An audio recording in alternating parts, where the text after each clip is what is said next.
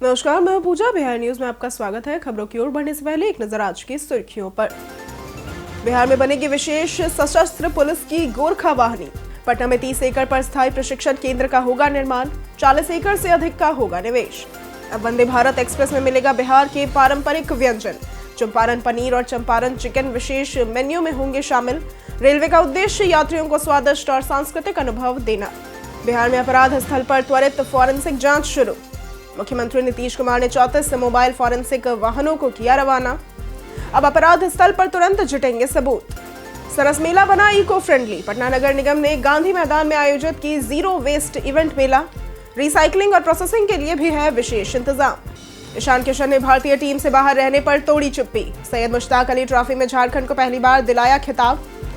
कहा, टीम से बाहर रहना रहा चुनौतीपूर्ण। चलिए अब बढ़ते हैं शाम तक की बड़ी खबरों की ओर विस्तार से। बिहार में बनेगी विशेष सशस्त्र पुलिस की गोरखा वाहिनी।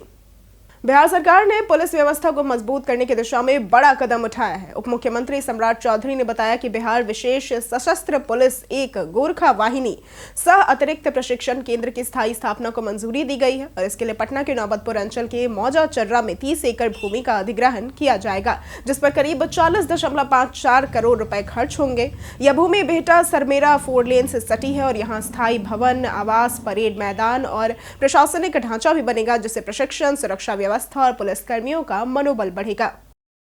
वंदे भारत एक्सप्रेस में परोसे जाएंगे अब बिहार के पारंपरिक व्यंजन। बिहार के पारंपरिक व्यंजन अब वंदे भारत एक्सप्रेस यात्रियों को भी उपलब्ध होंगे। आईआरसीटीसी ने देश भर की क्षेत्रीय और लोकप्रिय डिशों को विशेष मेन्यू में शामिल किया है। पटना रांची वंदे भारत में चंपारण पनीर और पटना हावड़ा वंदे भारत में चंपारण चिकन परोसा जाएगा, जिनमें पारंपरिक मसाले और देसी स्वाद है। इसके अलावा अन्य ट्रेनों में महाराष्ट्र, दक्षिण भारत, गुजरात, उड़ीसा और पश्चिम बंगाल के क्षेत्रीय व्यंजन भी उपलब्ध होंगे।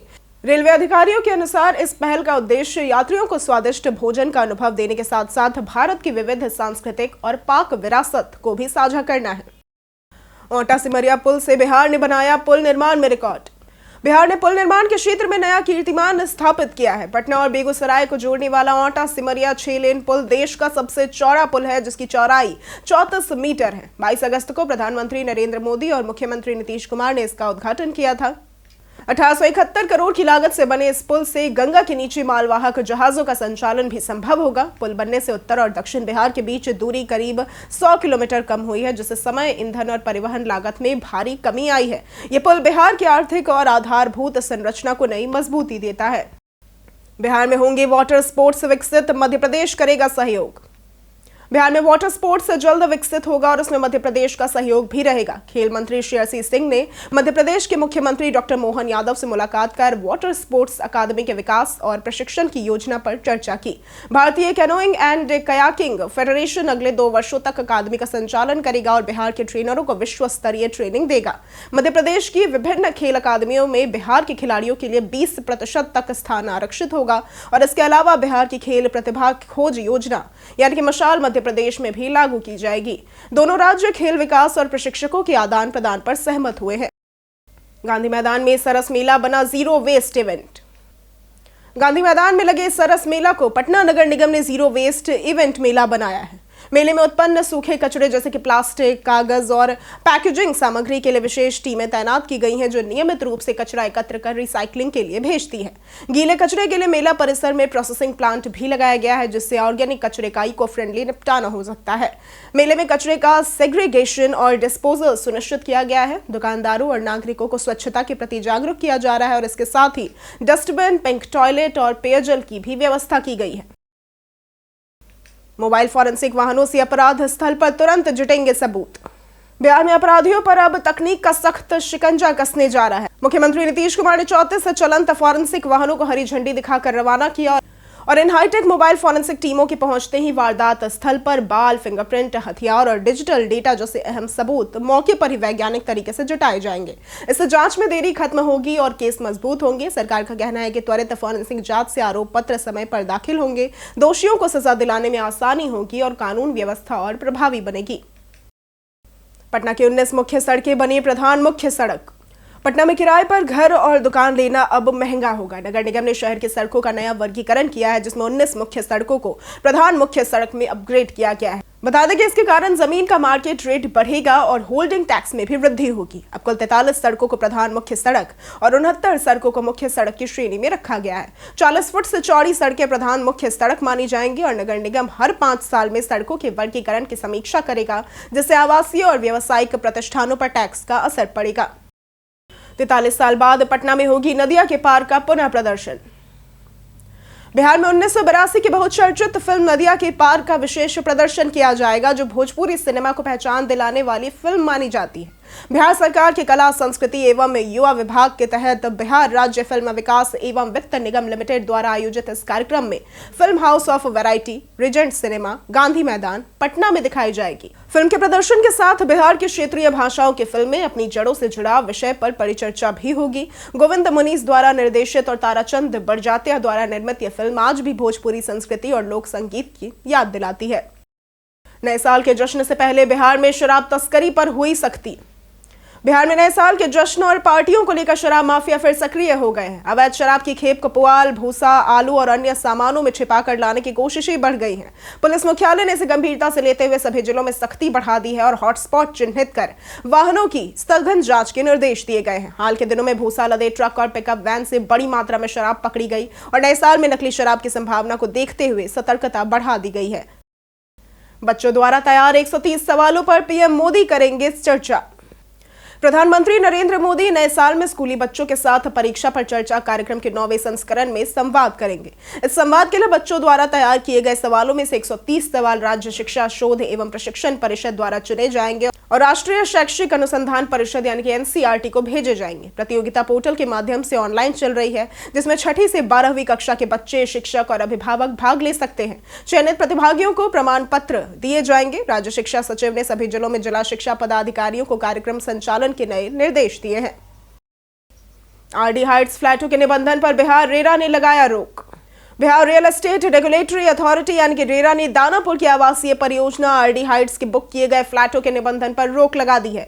यह कदम आवंटियों की शिकायतों के बाद उठाया गया, जिसमें कब्जा न मिलने, अवैध शुल्क वसूली और अतिरिक्त फीस की मांग शामिल थी। इस आवंटियों ने रजिस्ट्री और कब्जा न मिलने पर शिकायत दर्ज कराई थी और रेरा ने प्रमोटर को लिखित जवाब देने का निर्देश दिया है और आदेश दिया है कि मौजूदा बिक्री समझौते वाले फ्लैटों के संबंध में मूल आवंटियों के लिखित सहमति के बिना नया पंजीकरण या तृतीय पक्ष अधिकार सृजन नहीं होगा।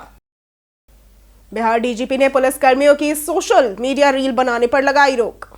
बिहार के डीजीपी विनय कुमार ने सोशल मीडिया पर पुलिसकर्मियों की रील बनाने की गतिविधियों को रोकते हुए सख्त दिशा निर्देश जारी किए हैं। उन्होंने कहा कि पुलिसकर्मी अपनी ऊर्जा जनता की समस्याओं को हल करने और सुरक्षा सुनिश्चित करने में लगाएं। वर्दी में व्यक्तिगत सोशल मीडिया पोस्ट या फिर आधिकारिक गतिविधियों की जानकारी साझा करने पर रोक लगा दी गई है। डीजीपी ने अपराध नियंत्रण 13 मिनट में डायल 112 के जवाबदेही तंत्र और युवाओं की नशे की चिंता पर भी ध्यान दिलाया। उन्होंने कहा कि पुलिस जनता की सेवा में तत्पर है और युवा भारत को विकसित राष्ट्र बनाने में अहम भूमिका निभा सकते हैं। भूमि सुधार मंत्री और उप मुख्यमंत्री बिहार में अधिकारियों के जवाब से रह गए दंग।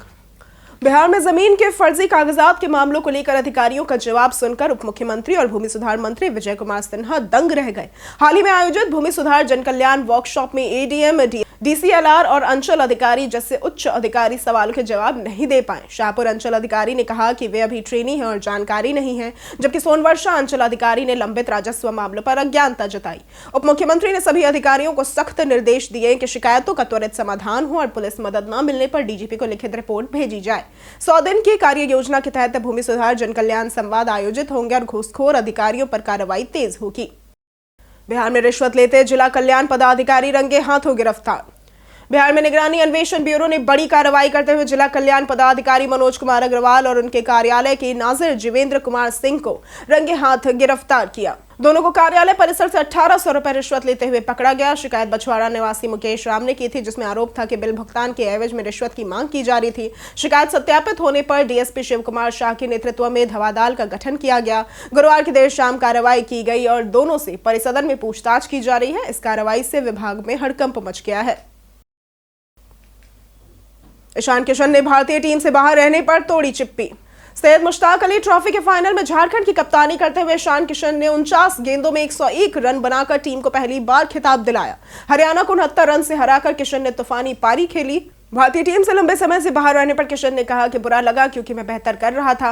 उन्होंने बताया कि मानसिक चुनौतीपूर्ण समय में निराशा को नियंत्रित रखना जरूरी है और खुद पर विश्वास बनाए रखना चाहिए। ईशान किशन ने युवाओं को संदेश दिया कि निराशा से पीछे नहीं हटना चाहिए और लगातार मेहनत करनी चाहिए।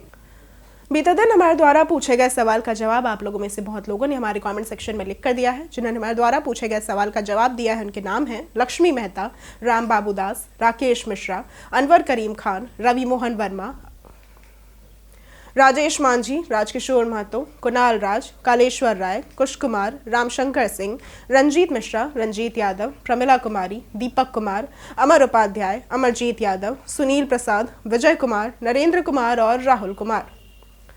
इसी के साथ बढ़ते हैं आज के सवाल की ओर। आज का सवाल है, क्या आपको लगता है कि हमारी सरकार युवाओं के लिए पर्याप्त अवसर दे रही है? आप अपना जवाब हमें हमारे कमेंट सेक्शन में लिखकर जरूर बताएं। आज के लिए सिर्फ इतना ही। बिहार की तमाम खबरों के साथ बने रहने के लिए देखते रहे बिहारी न्यूज। और साथ ही अगर आप यूट्यूब चैनल पर देख रहे हैं तो चैनल को सब्सक्राइब करें और अगर आप फेसबुक पेज पर देख रहे हैं तो लाइक और फॉलो जरूर करें।